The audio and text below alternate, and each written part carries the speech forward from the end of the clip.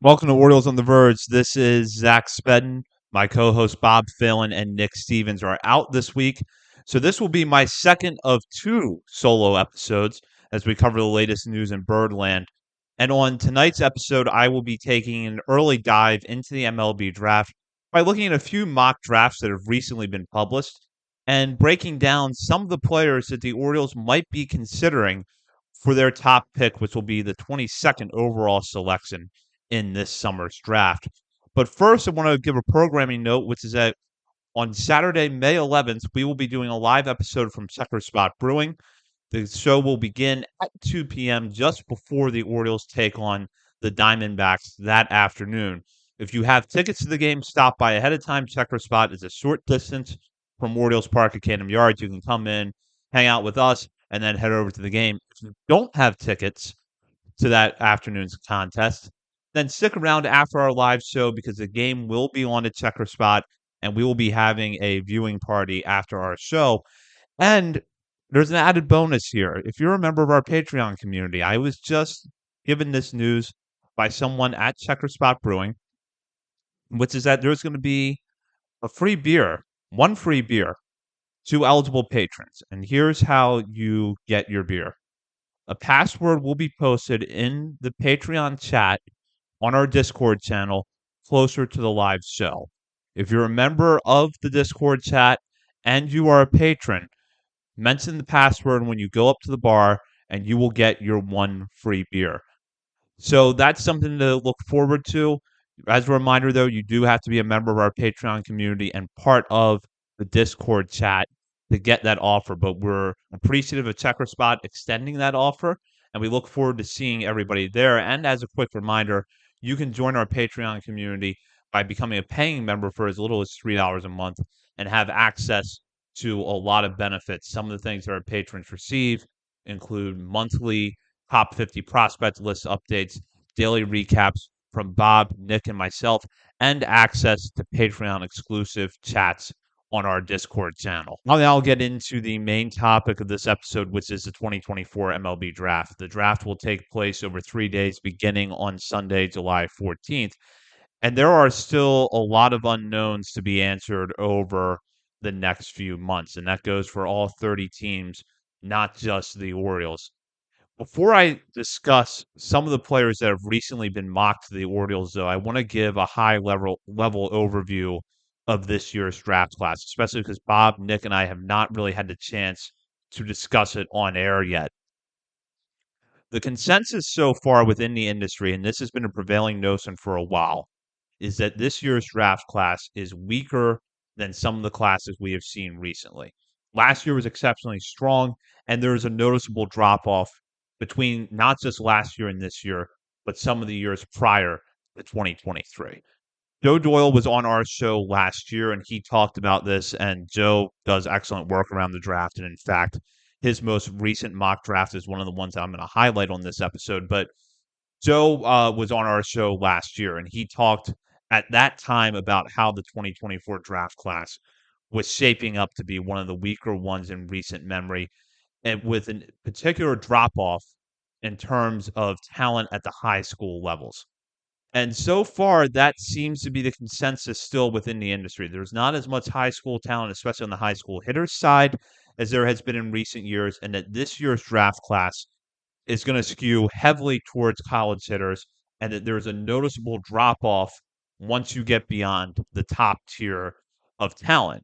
Now, with that said, as I started to dive into this a little bit more, I still think that the Orioles might be able to find some value with the 22nd pick. It's just that they may have to go with a player who has some question marks, and that any player out of the draft, you're taking your chances. But it's a lot of players right now that seem to have one standout tool, but maybe not particularly well-rounded skill set. For instance, we're going to talk about a prospect who has a strong hit tool, but questions about his defense. A prospect who is regarded as the fastest player in the draft, but questions about how his bat is going to develop. And then a pitcher who has clear first-round stuff and a lot of potential, but a lot of concerns about his command that have not exactly been squelched this spring. First player I'm going to highlight is Florida State outfielder James Tibbs III, who was recently mocked to the Orioles by Joe Doyle over at Future Star Series. And Joe, in his write up, which was his fourth mock draft over at Future Star Series, notes that Tibbs fits the Orioles model. And that is certainly correct, as he notes here that Tibbs is, quote, pretty good value in the spot considering some believe he's a top three college bat in the class, and he refers to him as a metric darling with what he has done to this point in the season. Building off of that, I wanted to go back to something that Nick wrote on Substack earlier this year. He took an early look at some of the players that he was following in the college and high school seasons, and one of them was Tibbs. And Nick noted in his write up that Tibbs had made significant improvements in terms of his strikeout to walk numbers from his freshman to sophomore year. He struck out about 31% of the time and walked just 12% of the time as a freshman. Sophomore year comes out, strikes out 20% of the time, and walks 19% of the time. And that trend is continuing this season. Through 198 plate appearances at Florida State, Tibbs has walked double the amount of times he has struck out, 30 walks to 15 strikeouts, also posting a 1296 OPS along the way. So that advanced feel for the strike zone that is getting better, the ability to hit the ball hard and to hit for power makes Tibbs a real type that the Orioles have. Now, with that said, there are some question marks about Tibbs, especially when it comes to his defense. Heath Law touched on this recently in his write up at The Athletic, and I think MLB Pipeline puts some of these concerns into a good context when they note that because he is a below average runner, Tibbs, if he is able to stick in the outfield at all, is probably limited to left field. And it's actually possible that his long term home is at first base. And let's focus on the first part of that equation for a moment, which is the left field defense. This is more of a concern in my mind for the Orioles than it would be for some other teams because you have to plan on him being able to cover a lot of ground in left field at Camden Yards. If you see him being a guy that's going to be a building block in the future, which if you're taking him in this spot in the draft, you've obviously got some hopes for him. So now you have to wonder, does he look like more of a right fielder for the Orioles? Because shorter territory out there, the concerns, his arm grades is a 50, which is okay. Maybe not ideal for a right fielder, but again, if your trade-off is that he's covering less ground in the outfield and you let someone else who can cover more ground handle left field, you probably take that.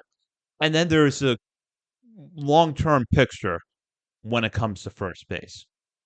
I don't know if the Orioles see Ryan Mountcastle as a real building block for them going forward, but undeniably, he's playing pretty well right now. They've developed him to this point. They'll have a few years of team control beyond this year, so there's no reason to move on from him right now.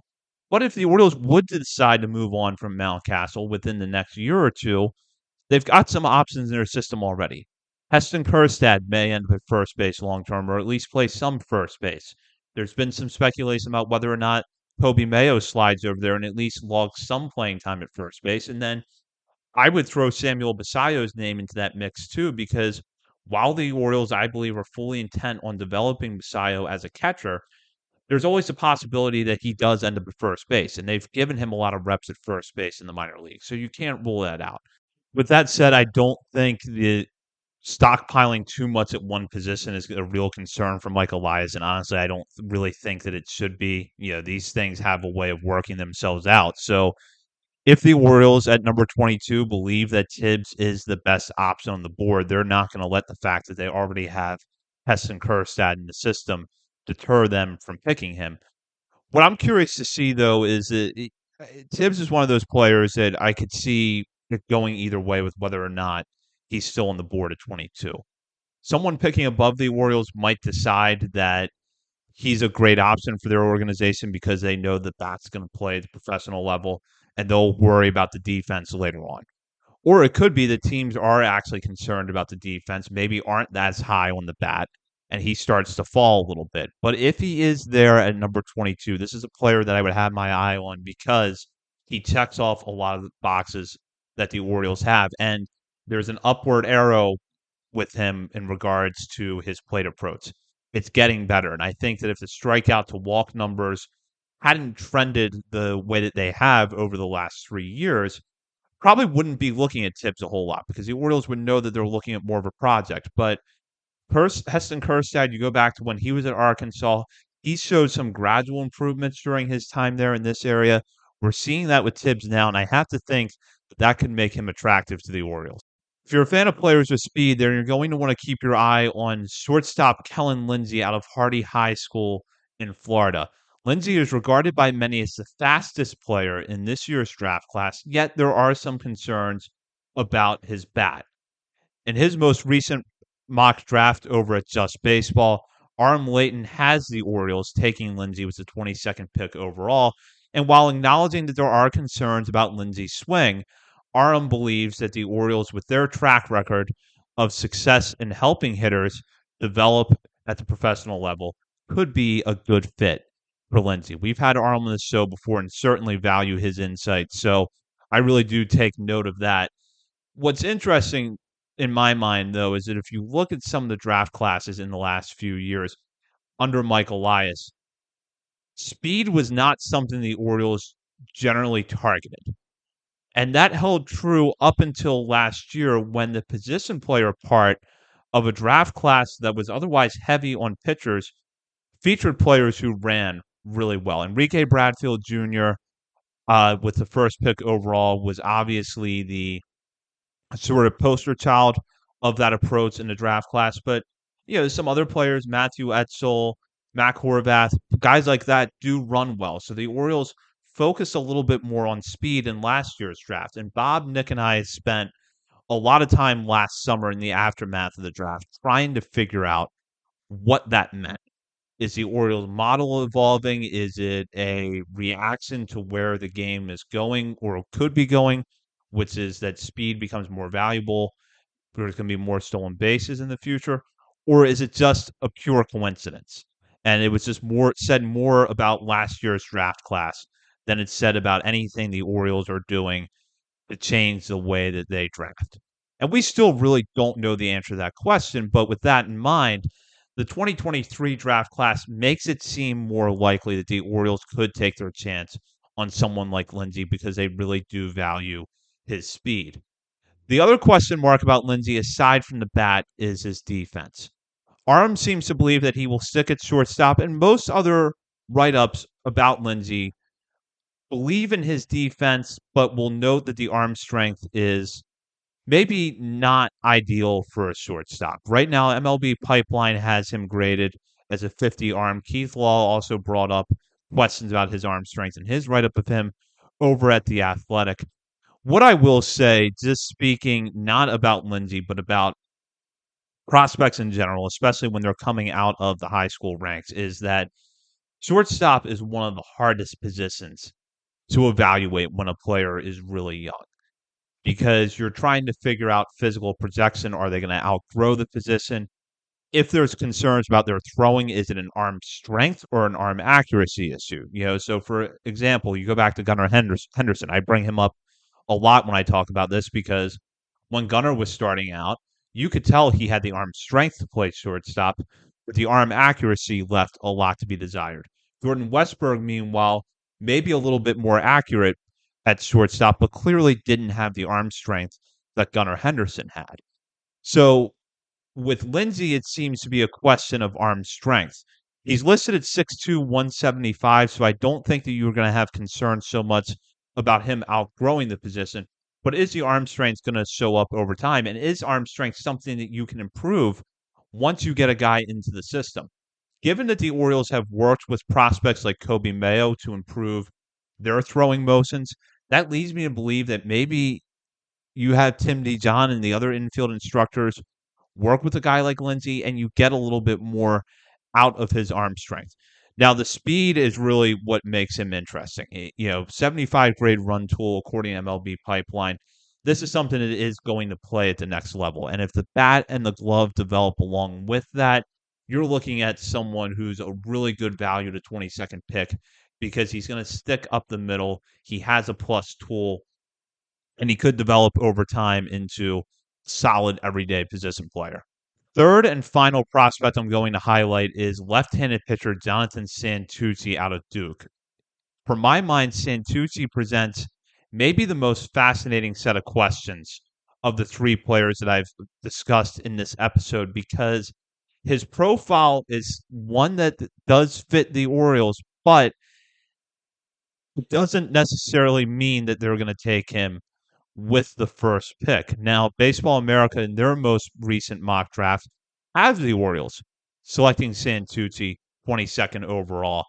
And just to give some background on Santucci, he's been a guy that a lot of people in the industry have had their eyes on this spring because the book on him for a few years has been that his fastball at times can be elite, but that there are real concerns about his ability to control his pitches and that the slider and the changeup are lagging behind in development compared to the fastball. And that when you add those things together, you're looking at someone who presents a real relief risk. And so far, his results this spring have kind of been uneven. He had an elbow injury last year that cut his 2023 season short, comes back healthy this year, and had a promising first start against Indiana, which Nick wrote about at the time over at Substack. This was back in mid February. 5 shutout innings, 7 strikeouts, 2 walks, just 4 hits allowed against Indiana. As the schedule turned, though, and he started to get into ACC competition, Santucci's results became a little bit more uneven. There were concerns about the walks popping up, and the strikeout, the swing and miss stuff just was not necessarily there in a lot of starts for him. Now, for some good news, over the week, back on Friday, Santucci faced Florida State, and in terms of strikeout to walk numbers, had what is one of his best starts this season. He struck out 6 batters, did not walk anyone in 6 innings pitched, did give up 4 runs in that span and was charged with a loss. But if you're looking for a sign that maybe his command is making progress, that could be it. With that said, though, going into that start, he had walked over 15% of the batters that he had faced. And as Baseball America pointed out in their write up of him, that was adding on to the concerns about him possibly projecting as a reliever. Now, what I will say is that we have seen the Orioles take chances on pitchers with concerns about command and reliever risk profile in the last few draft classes. You go back to the 2022 draft class, Trace Bright was that guy. And then last year, a few players fit that profile. Jackson Baumeister and Levi Wells among them. The difference with all of them, though, compared to Santucci in the context of the Orioles possibly taking him 22nd overall, is that none of those players were the Orioles' first pick in the draft. And with that first pick, the Orioles have always gone under, at least under Michael Elias, have gone with a hitter. And generally they have trended towards college hitters, with Jackson Holliday being the outlier. So is this the year that the Orioles take a pitcher with their first pick? I'm of two schools of thought that conflict with one another, which is why I can't come out of this with a clear answer. On one hand, this is regarded, as I mentioned at the top of the show, a relatively weak draft class, but one that is kind of deep in college hitters. So there could be someone at 22 who fits the Orioles profile. They decide to take a chance on him. On the other hand, now that the pitching program under Mike Elias is more established, and the Orioles have gone out and taken some chances on pitchers with control command and or control concerns, and so far have had success with those pitchers. Maybe they're now more inclined to go for a guy like Santucci in the first round because they believe, you know what? Look at what Trace Bright is doing. Look at how far he's come in the last year and a half. Jackson Baumeister so far at Aberdeen looks pretty promising to me. Levi Wells, if you're going to go off of his last outing, seems to be making some progress. Maybe you look at that and you feel like, you know what? We can, just like we can take the high school hitter who has, questions about his bat surrounding his profile, we can take the college pitcher who has elite stuff at times, but other teams are worried about them not being able to develop because of their command, and we can get something out of them. What I will say is that Santucci, if we're going to look at him compared to other prospects in the system, he's a lot different than a guy like Cade Povich because Povich can throw so many different pitches, whereas Santucci, to this point, as an amateur player, has really been more fastball, slider, changeup. With that said, he is still a little bit raw. He kind of dabbled in being a two-way player early on during his time at Duke. He got some time at first base and in the outfield. It's only been in the last couple of years that he's shifted towards focusing on pitching full time. So that's something else to keep in mind with him. Maybe he is still a little bit raw, and I think the Orioles would have a project on their hands if they decided to take him. But Baseball America has him mocked there, and if he's still on the board at 22, I wouldn't rule out the Orioles taking him. Could he go sooner than 22nd? Maybe. If you get an organization that is desperate for some upside with their minor league pitching, that looks at him and says, you know what, we'll worry about the command later, but we've got a left-hander who can hit mid to upper 90s in his best outings. They're on the board for us to take. We might be able to develop him as a starter.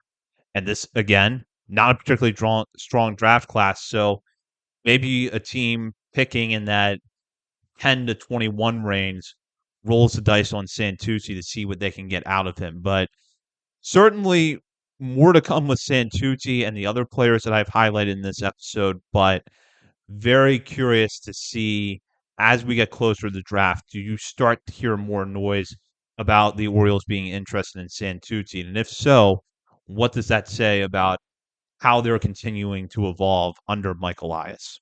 I'll wrap up with our normal final segment, which is where Bob, Nick, and I shout out a position player and a pitcher who is ranked outside of the top 30 portion of our top 50 prospects list for something they've done recently, whether it's been a good game, a good week, or if there's just something interesting in their stat line we want to point out. Normally, I would not do this segment without Bob and Nick, but since this episode has been exclusively focused on the draft, I wanted to make sure that I took a moment at the end to acknowledge at least some of what's been going on in the Orioles minor league system over the past week. And I'll start with my pitcher, reliever Nick Richmond. Richmond bounced back from a rough outing against Altoona 2 weeks ago to deliver by far his best outing of this young season on Thursday. The Bay Sox were facing the Richmond Flying Squirrels, and Nick Richmond came in and delivered two scoreless innings of relief, did not give up a hit with no walks and four strikeouts. Richmond flashes very good stuff at points, so I'll be interested to see if that outing is a springboard for more success for him the rest of the way. And then for my hitter, it's a guy who's getting in here back to back weeks, as I believe Bob shouted him out last week. And that is Jalen Vasquez, who continues to hit really well at Aberdeen. He had two multi hit efforts in the Ironbird series against Jersey Shore last week. And while I am recording this on Sunday afternoon when that game is not complete, I should note that leading up to the Sunday series finale, Vasquez had hit safely in 4 of the 5 games in which he appeared against Jersey Shore. And the one where he didn't get a hit, he only had one at bat in that game. So Vasquez just missed our top 50 at the beginning of this year after a promising summer coming out of the draft at Delmarva last year. And so far, very good results at Aberdeen over the first few weeks of the season. So if he doesn't make our May top 50 update, which is going to be released to patrons here in the next week or so, I suspect he's going to land just outside of it and will remain in the conversation for a top 50 spot for the rest of the season. And with that, that does it for this week's episode. Bob and Nick will be back next week, and the three of us will be on the air next Monday night at our normal time to discuss all things Orioles, including major leagues and minor leagues. In the meantime, you can check us out on our many social media channels. We're over at Facebook, Instagram, Threads, X, TikTok, and YouTube. We're also over at Substack, OriolesOnTheVerge.substack.com. And for more draft coverage, you can probably expect that here on the podcast as well as over at Substack because Nick has already written a few pieces about the draft and hopefully he has more in the works. And as a reminder, Saturday, May 11th, we will have our live show at Checker Spot Brewing. As of right now, we are slated to be joined by Connor Newcomb, the host of Locked On Orioles, but we expect other guests to be announced between now and then, so stay tuned for that. For Bob Phelan and Nick Stevens, this is Zach Spedden. You've been listening to Orioles on the Verge, part of the Believe Podcast Network.